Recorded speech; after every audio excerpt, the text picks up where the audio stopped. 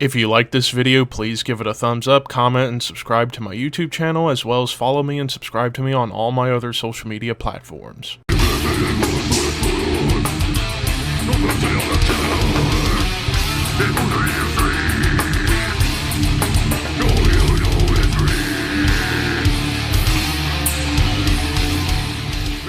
What's up, Thrashers, and welcome back once again to the Thrash Maniac 99 YouTube channel, and I am back with yet another CD collection update for you guys. I still got quite a few updates left to do, and this is actually finally, after a month since I did the last update, I'm finally talking about the other CDs that I got on my Toledo / Thralls of Metal meetup trip. So in the last update, I showed off all of the used CDs that I got. This time, we're taking a look at the brand new stuff that I got on that same trip. And this is pretty much largely death metal, but there's some other wrinkles kind of weaved into this one. And we're going to kick things off with a pretty classic one, Accept Metal Heart. So this was one of the few classic Accept albums I was flat out missing in the collection. Like, I have Restless and Wild and Balls to the Wall, and then of course pretty much everything since Blood of the Nations.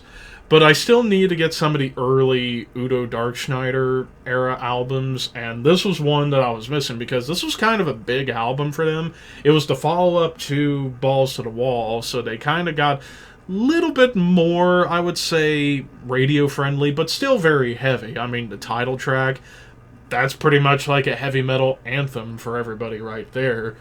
But yeah, it doesn't quite hold a candle to the previous two albums, or even a lot of the modern stuff, but it's still a really good album. You can definitely tell they were kind of going a little bit more towards being radio-friendly at this point in 1985, but check it out if you've never checked this album out. I think it's actually pretty solid. Next up, we get to an album I actually reviewed when it came out, and that is Amon Amarth with Jomsviking. I remember checking this out when it came out in 2016, and I was like, damn, this is some awesome shit right here. Then again, I've always been a fan of Amon Amarth. Their style of melodic death metal still very much on the death metal end, but the melodies are very strong. It's almost kind of like the mellow death version of Bolt Thrower to some extent because of the double time stomps you get to hear them do. But this album, I remember when it came out, you know, this was a concept album with like a big story that the band themselves wrote, and they decided to do this album based on whatever story they were going for. But, like, of course, the big songs people most remember on here are The Way of Vikings and especially Raise Your Horns.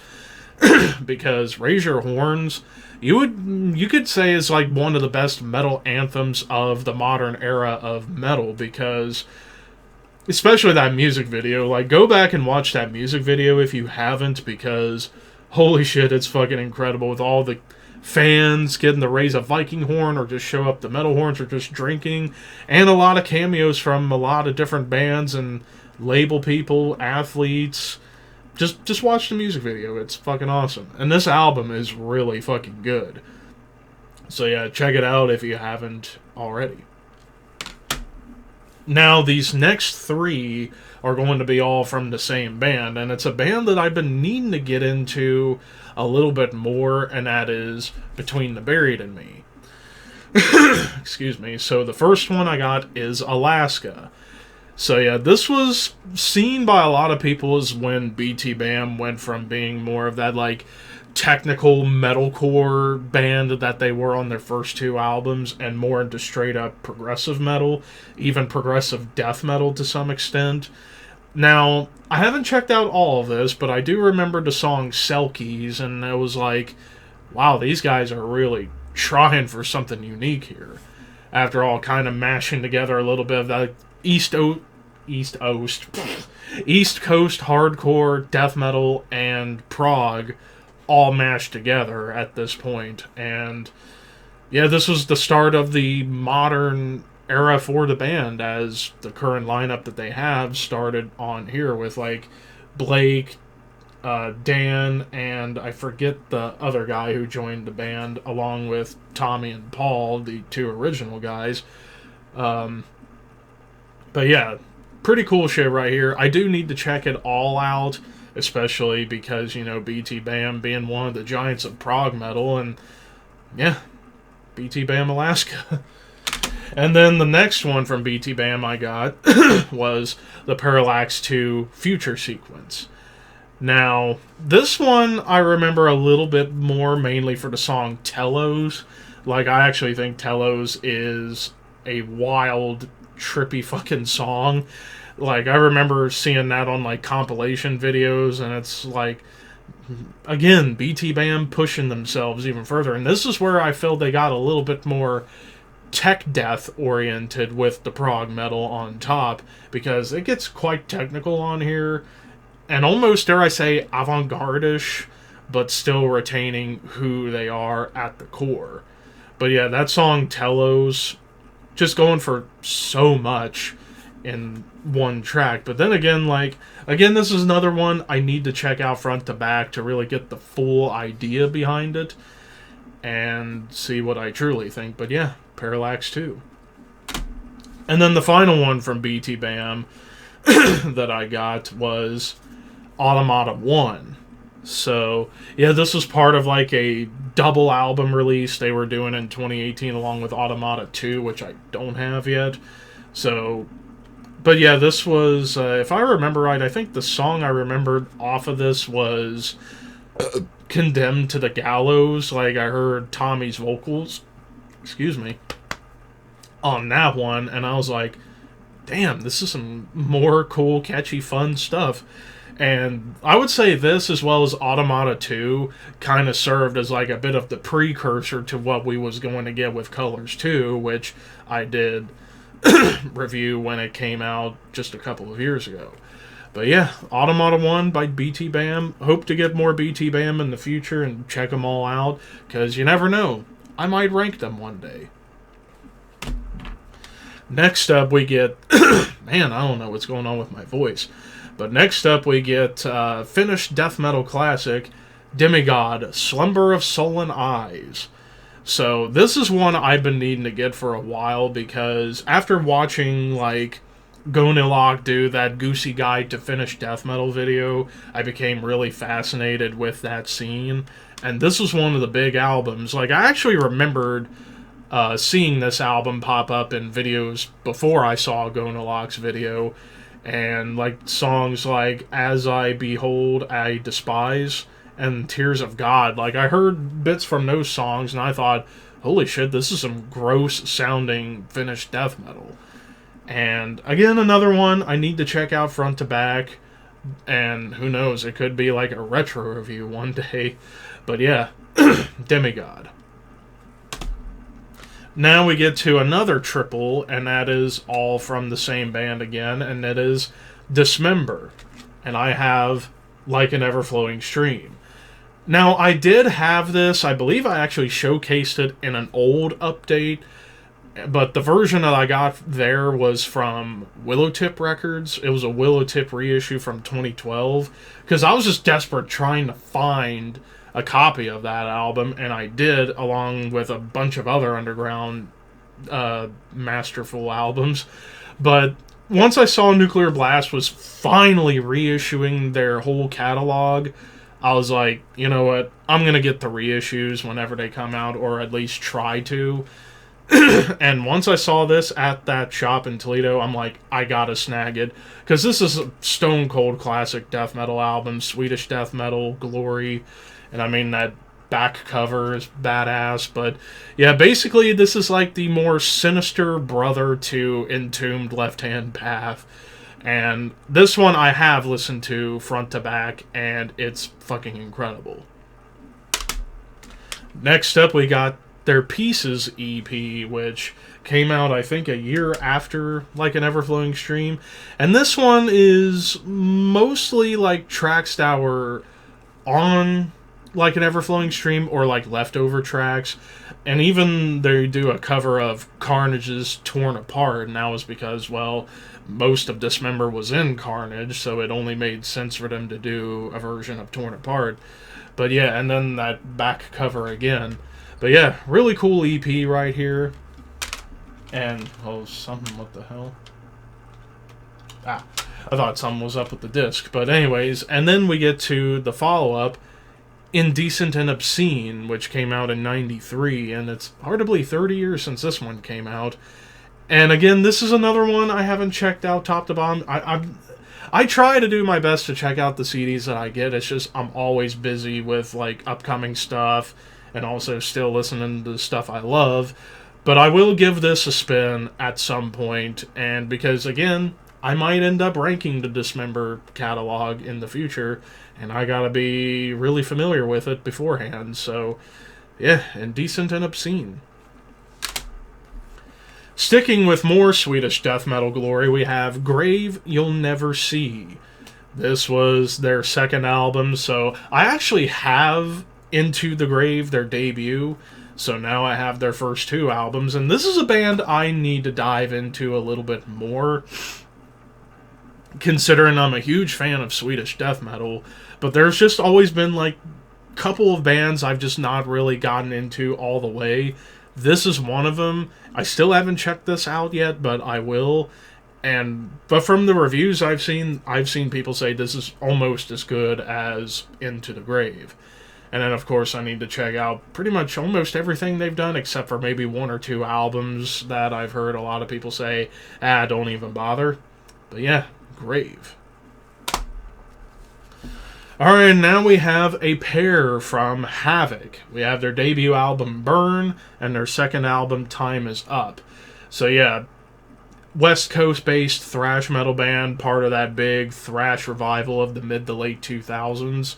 Now, Havok, out of all of those...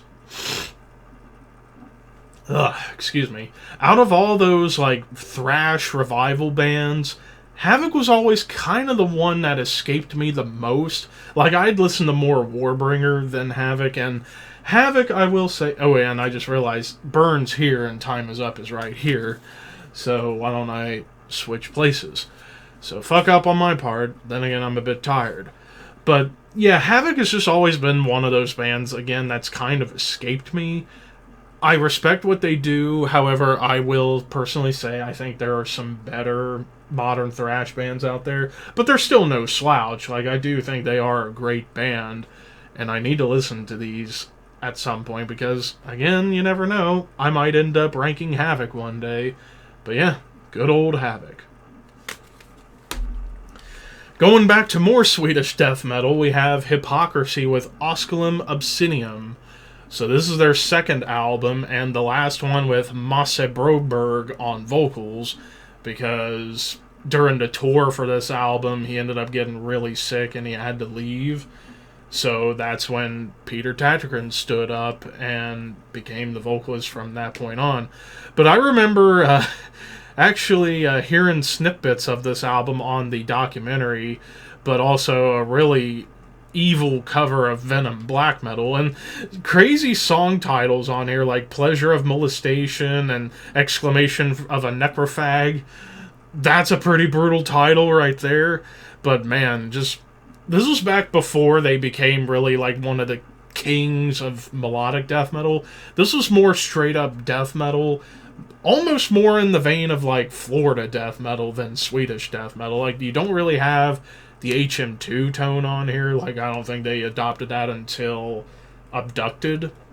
But still, brutal yet evil. I need to get the debut Penetralia at some point, and then eventually get pretty much everything Hypocrisy, because Hypocrisy is a fucking killer band. So yeah, check out this one if you haven't. Next up we have Immortal, Pure Holocaust. The second album from this legendary Norwegian black metal band that I absolutely adore, especially Sons of Northern Darkness. But yeah, this is their second album and probably their most lo-fi album of their entire career. 1993, so this was pretty early in the Norwegian black metal scene. And definitely the one song I remember the most from this album was The Sun No Longer Rises. Though I will admit, when it came to the production, like, I wasn't the biggest fan of the drums on this. Like, I honestly preferred the drum sound on the debut, Diabolical Full Moon Mysticism. And I need to get that album. Pretty much also get all of Immortal, because I've got a pretty good chunk of their catalog already. And this was the latest addition to it, so yeah, pure Holocaust. Next up, we get into more modern stuff. We have Lamb of God, Wrath.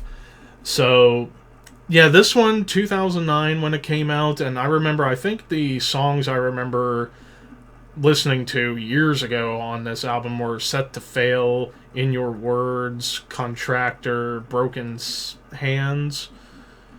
So, yeah, this was after their big peak with As the Palaces Burn, Ashes of the Wake, and Sacrament. So some people kind of saw this as a bit of a dip in their quality. But even so, I still think it's a good album. Better than, I think, the last couple of albums that Lamb of God has done. But yeah, this is still good stuff right here. If you are a fan of Lamb of God, I'm sure you already have this. So what else do I have to say?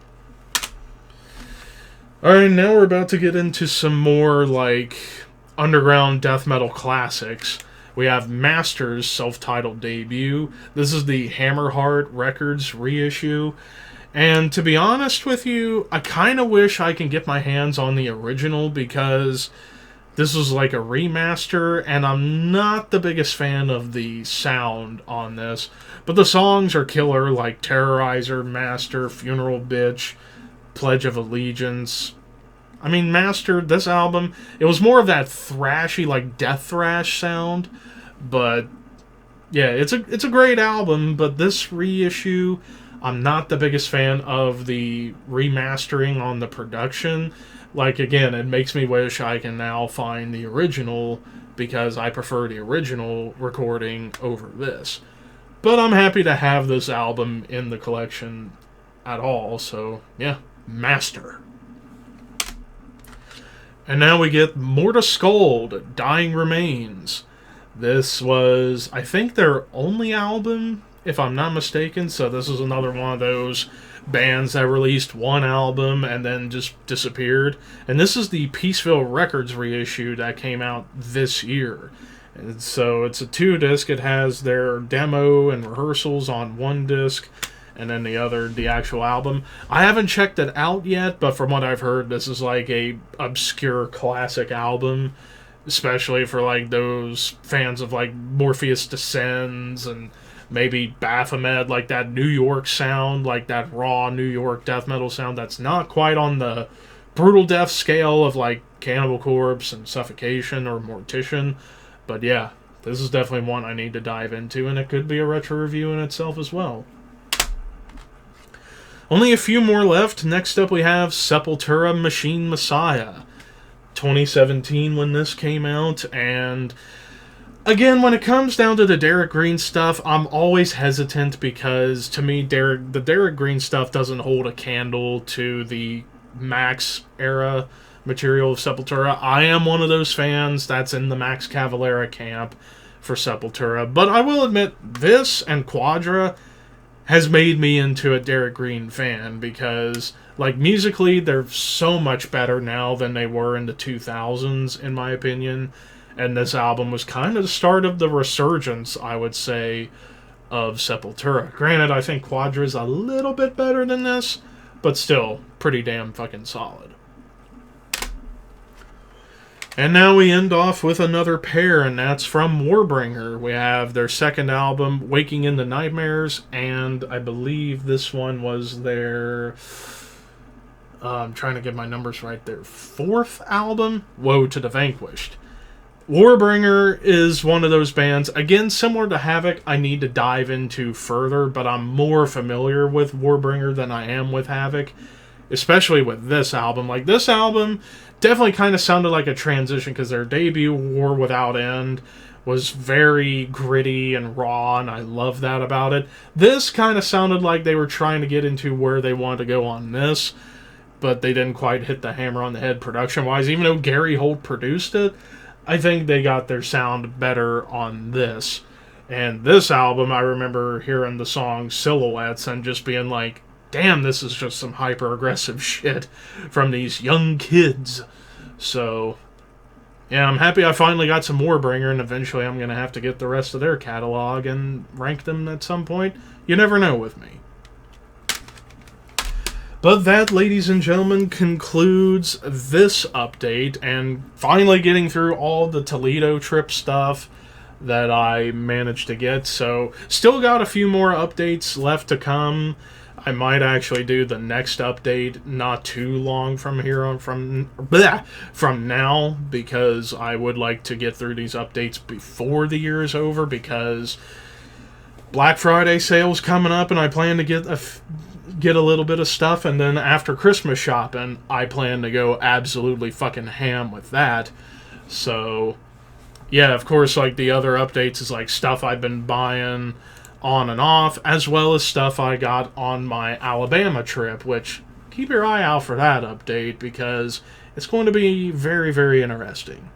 But anyways, I hope you guys enjoyed this one. Let me know, what was your favorite album out of everything that I showed.